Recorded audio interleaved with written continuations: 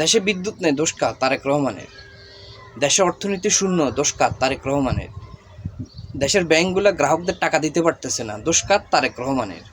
আর যারা বিগত 15 বছর একদল ক্ষমতা ছিল তাদের কোনো দোষ নাই। আবার মাঝখানে একজন 15 মাস ক্ষমতা ছিল, তারও কোনো দোষ নাই। দোষ সব কার? তারেক রহমানের। কারণ তারেক রহমান ক্ষমতা আসছে কয় মাস হয়েছে? 2.5 মাস হয়েছে। এখন যারা 15 বছর ক্ষমতা থাইকা দেশের অর্থনীতি পঙ্গু করে গেছে, ব্যাংকগুলোকে দেউলিয়া করে গেছে, দেশের অর্থ পাচার করে বিদেশে নিয়ে গেছে, এরপরে বিদ্যুৎ কোম্পানির কোটি কোটি টাকা বকেয়া রাইখে গেছে, এখন তাদের কোনো দোষ নাই, দোষ সব তারেক রহমানের। ব্যাংকে গ্রাহক টাকা আনতে যায়, ব্যাংক টাকা দিতে পারতেছে না, বলে দোষ তারেক রহমানের। আচ্ছা, এই দেশের মানুষ কবে বিবেক বুদ্ধিমান হইবা? আমি এটা বুঝতে পারতেছি না। একটা সরকার ক্ষমতা আসছে যে মাত্র 2 থেকে 2.5 মাস হয়েছে, সব দোষ তার গাড়ি দিয়া। আর বিগত যারা স্বৈরাচারী করে গেছে, দেশের টাকা লুট করে গেছে, তাদের কথা বলতেছেই না। আর মাঝখানে যারা 15 মাস ক্ষমতা ভোগ করে গেছে, দেশের কোনো অবস্থানেই ঠিক করে যায় নাই, তারও কোনো দোষ নাই। এখন দোষ সব তারেক রহমানের। দেশে যা কিছু হচ্ছে, যা কিছু হয়ে গেছে, সব দোষ এখন তারেক রহমানের।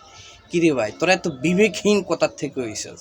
রাস্তায় নেমে যে মিছিলটা করার আগে তো নিজের বিবেকের প্রশ্ন করবি, নাকি বিবেক বিক্রি করে শুধু নিজের দলীয় কর্মকাণ্ড বাস্তবায়নের লাইগে এই রাস্তা নামে দেশটাকে শেষ করার লাইগে উঠে পড়ে লাগছিস? কোনটা?